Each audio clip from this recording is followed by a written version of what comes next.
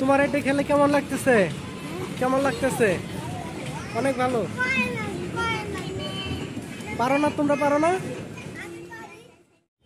WhatsApp guys, I am Arif, welcome to my another video. আশা করি সকালে ভালো আছেন। হ্যাঁ, আমিও ভালো আছি। ঘরের চার দেয়ালে বন্দি থাকতে থাকতে নিজেকে অনেকটা একাকিত্ব মনে হচ্ছিল, তো ভাবলাম যে ঘুরে আসি কোথাও থেকে। তো আজকে চলে আসলাম বাংলাদেশ বিমান বাহিনী জাদুঘর, এটি ঢাকার আগারগাঁওয়ে অবস্থিত।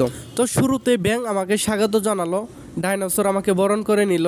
তো দূর থেকে এই হাতিটাকে দেখে খুবই মুগ্ধ হয়, ভাবলাম যে সত্যিকারের হাতি, কিন্তু কাছে যায় দেখি না, এটা আসলে সত্যিকারের হাতি না, এটা একটা মূর্তি।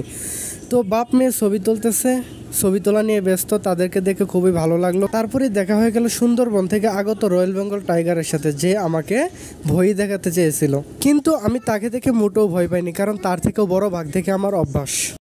তারপর জিরাফের সাথে দেখা হয়ে গেল, জিরাফের পিঠে দুইজন বাবু উঠে খেলা করতেছে, তার মানে এটা একটা খেলনা ট্রেনের মতো আর কি। তো তারা খুবই মজা করতেছে, তাদেরকে আমিও দেখতেছি, আমারও ভালো লাগতেছে। তারপর চলে আসলাম গেমস কার্নিভালে। এখানে ছেলে মেয়েদের জন্য অনেক সুন্দর সুন্দর খেলনা সামগ্রী আছে। এখানে আপনি অল্প টাকায় টিকিট কেটে আপনার ছেলে মেয়েদের খুবই সুন্দর বিনোদন দিতে পারবেন। তারা এখানে আসলে অবশ্যই মুগ্ধ হবে এই খেলনাগুলো দেখে এবং গেমগুলো খেলে।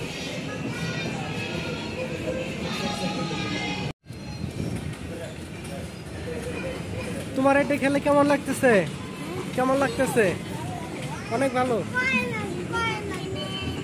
পারো না? তোমরা পারো না? তুমি পারো? ও, কয়েল লাগবে।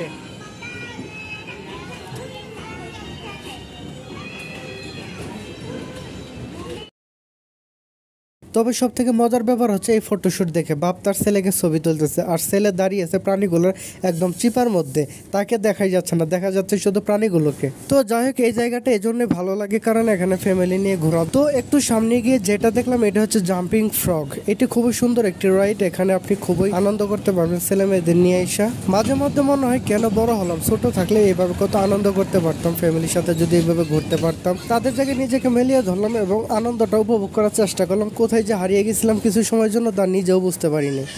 তারপর ঘুরতে ঘুরতে অজান্তে চলে আসি 7D মুভি থিয়েটারের সামনে। এখানে আসলে ঢোকার মন চাইছিল, কিন্তু আসলে পকেটে অতিরিক্ত টাকা না থাকার কারণে আমরা এখানে ঢুকতে পারিনি। তারপর যা দেখলাম, এটা আসলে নাগরদোলা নাকি এটাকে কি বলে আসলে এটা আমার জানা নেই। তারপর একটা কুত্তা গাড়ি দেখতে পেলাম, যেটার নাম হচ্ছে ব্যাটারি কার, আর এটার টিকিটের মূল্য হচ্ছে মাত্র 40 টাকা। এই কুত্তা গাড়িটাকে দেখে আমার বন্ধু হজরত খুবই খুশি এবং মনোযোগ সহকারে ভিডিও করতে থাকে।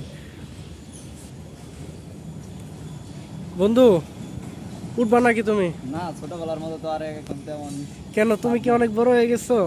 বড় না হলে তো এগুলা আমাদের জন্য না ভাই, এগুলা ছোট বাবুদের জন্য, তাই না?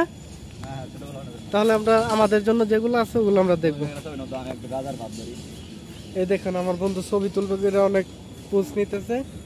বন্ধু, তুমি কোন স্টাইলে ছবিটা তুলবে একটু বলো আগে, দেখি। দেখো আগে ছবি তুলো ওখান থেকে। কোন স্টাইলে তুলবা বলো আগে। তুমি তুলো ছবি। ছবি তুলতেই হবে বন্ধু, না তুললে হয় না, তুলতে হবে। ছবি তুলো। আচ্ছা, তুলতেছি।